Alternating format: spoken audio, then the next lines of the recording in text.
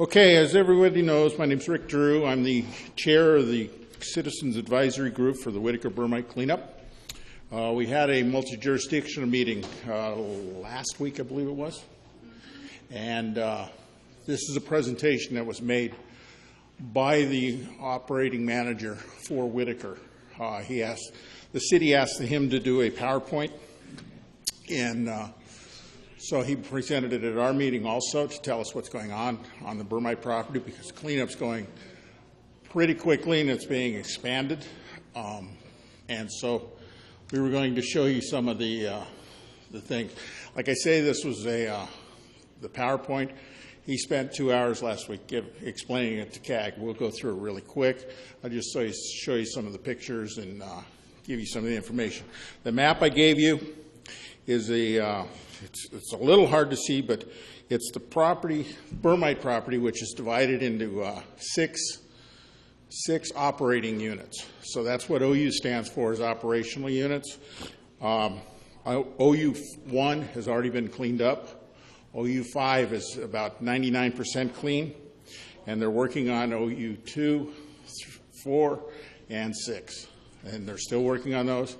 Right now, the time frame that they gave us, which I always say is 3 to 5 years, he gave us the middle of 2018 is when the soil cleanups will be done. So anyway, there's the location of the property, which the Metrolink station is on the north. Golden Valley is on the east. Circle J Ranch is on the south, and Railroad Bouquet Road is on the west. What they're doing is there's what they call VOCs, which are volatile organic compounds, which were solvents in like gasoline or that type of thing that was poured into the ground, which has contaminated a lot of the property. The pictures on the left are some of what they call soil vapor extraction units. They put these big units in. There's 9 of them on the property. They're big vacuum units, and they're sucking out the vapors from these carcinogens that are in that property. Like I say, there's 9 of them. They have to suck out all the VOCs before they can go and get the perchlorate. The perchlorate is a salt, which is the one that's contaminating the water supply on the west side of town. It's also on this property, and the perchlorate goes down with the water. The VOCs don't go down with the water. They're just in the soils. So they first clean up with the soil vapor extraction, and then they do the soil cleanups.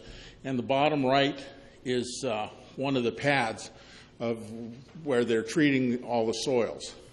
And they've expanded that. This is just more property. The way they're cleaning up now is they've got these big, long cells.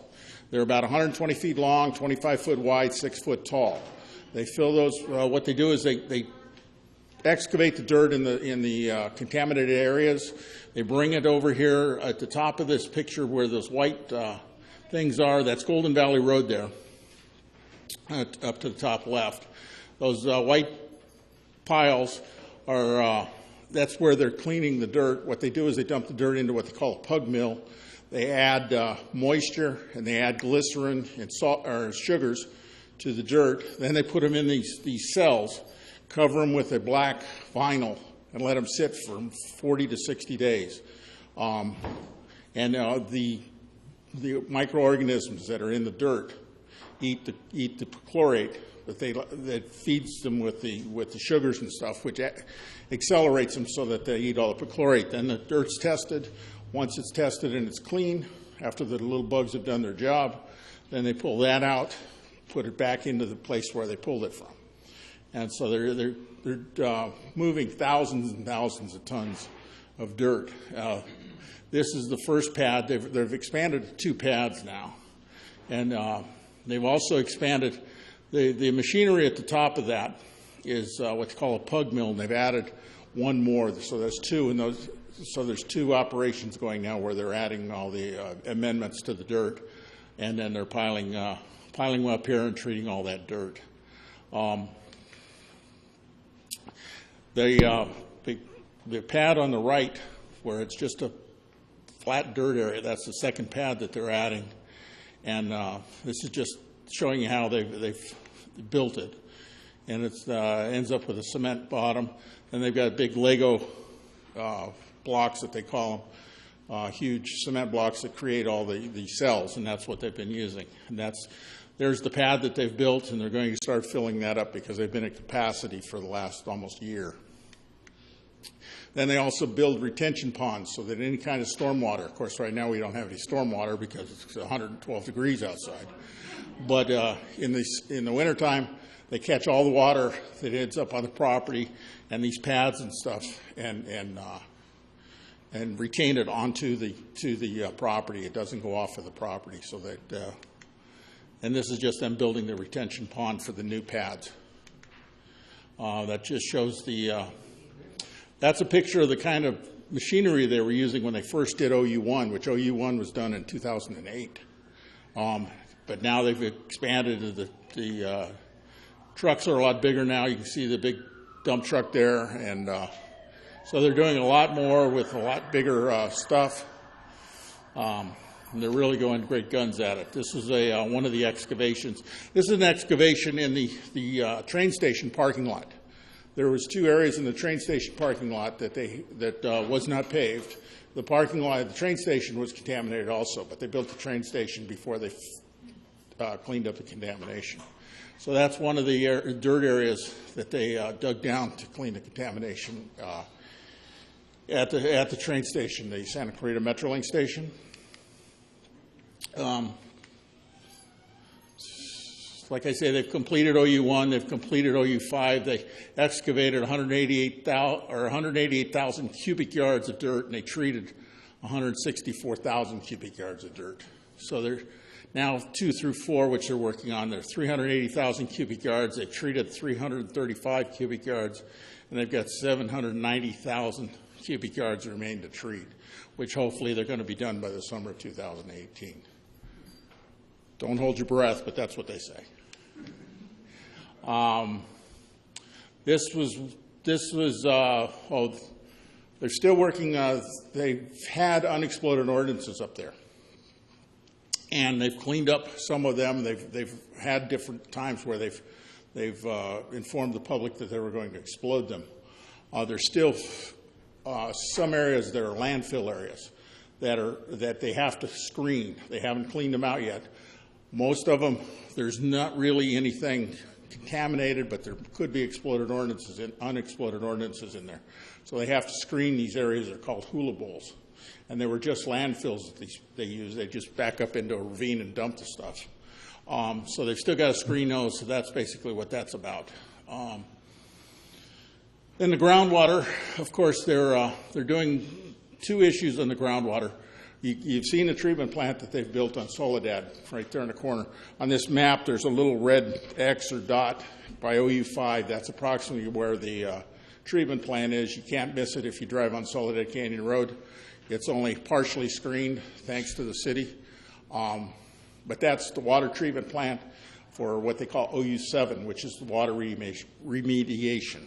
And they're going to that treatment plant's going to treat 500 gallons a minute of water. It's going to treat the perchlorate. It's also going to remove VOCs. It does both. The water then will be sent to the river unless they use some of it on the property. But otherwise, it'll be discharged into the river. This here is about they're doing a bioremediation curtain, and it's over towards Saugus Speedway. And what they're trying to do is they put this in, so it stops the plume of the perchlorate in the northern aquifer from going on to the other properties like Saugus Speedway.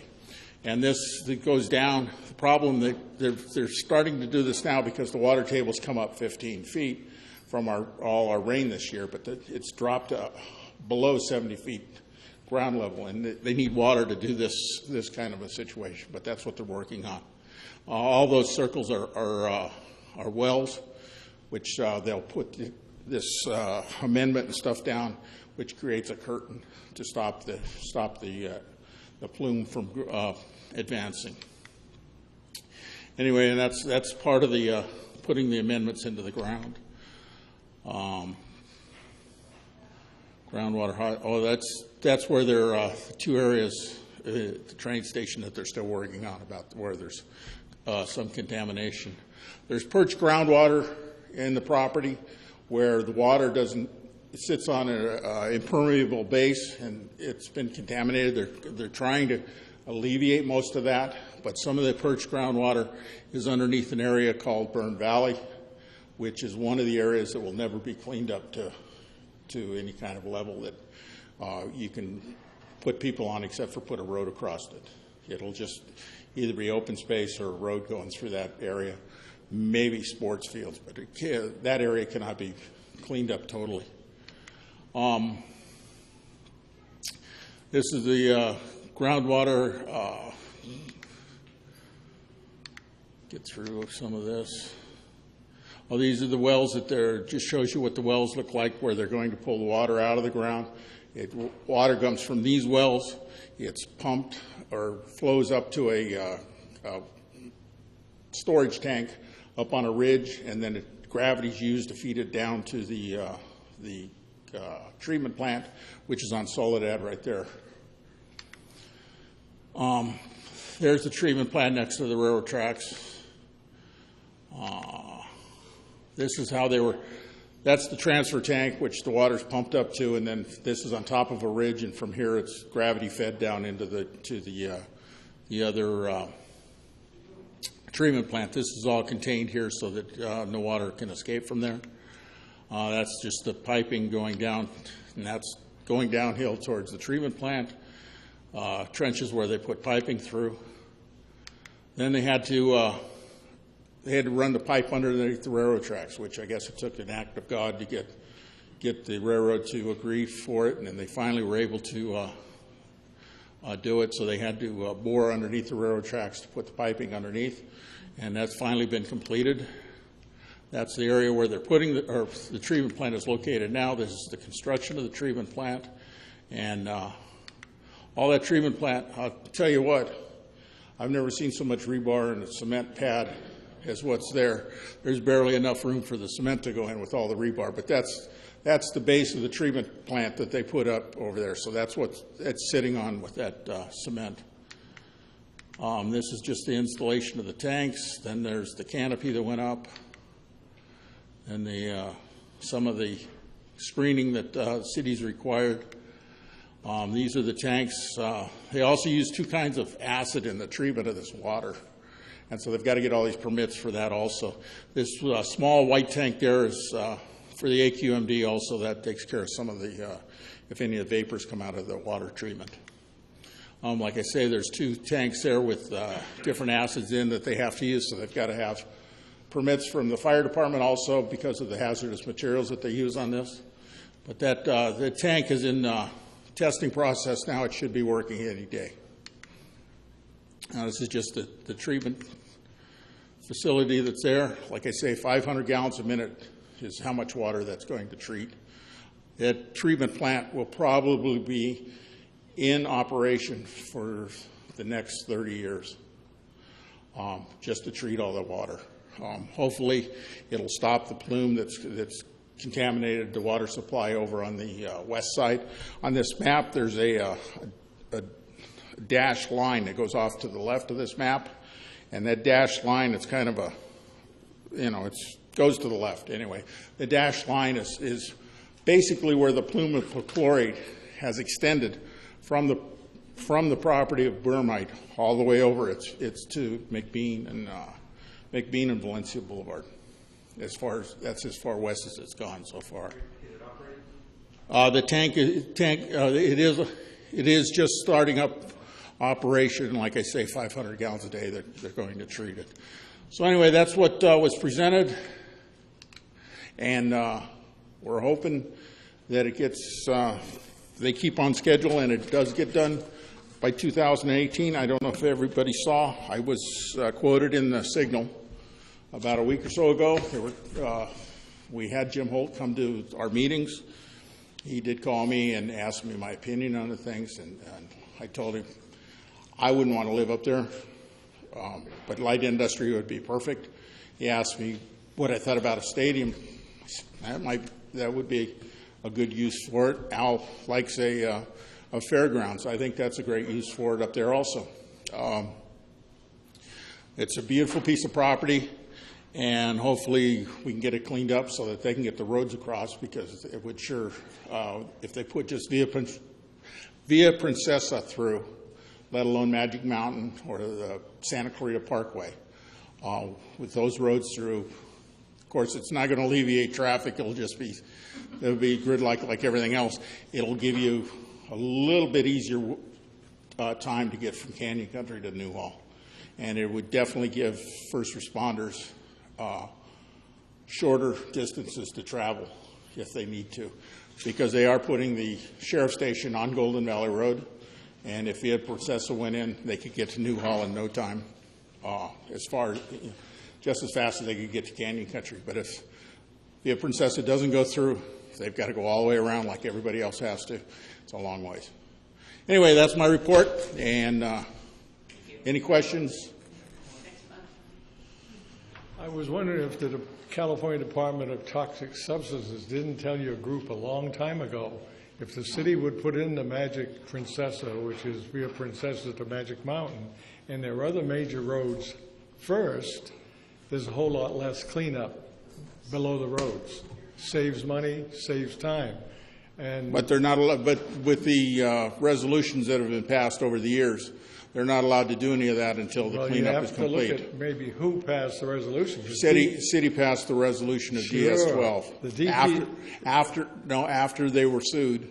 Yeah, but the DTSC said that's not necessary. Well, to do all the DTSC said that, yes. Yeah. So there is a resolution that they can't touch it, and that's our purpose. This is keep an eye on it, that they can't touch it until it gets clean. I think if you let them start doing that, then they're going to start cherry picking the whole property, and it won't get cleaned up. I think somebody's finding a way to stall it, and they've stalled it. Well, the main stall would be money. Yeah. But the city's looked for 2.5 to 3 years how to try to buy it, but they want to buy it without the liability. Oh. And they have never found, if they would have found a way to buy it without the liability, they would have. They haven't been able to do that, so they don't want to touch it until it's clean. And then whoever else, the developer that does buy it. There was 2 developers at our last meeting. Larry Rasmussen from Spirit Properties was there. He's looking at light industry mainly. And there was another lady there, and I can't remember what her group was called, but it was another developer. They're still interested in this property. But nobody wants to touch property if they're going to be held liable for what's there. And so it has to be cleaned first. Oh, very good. All right.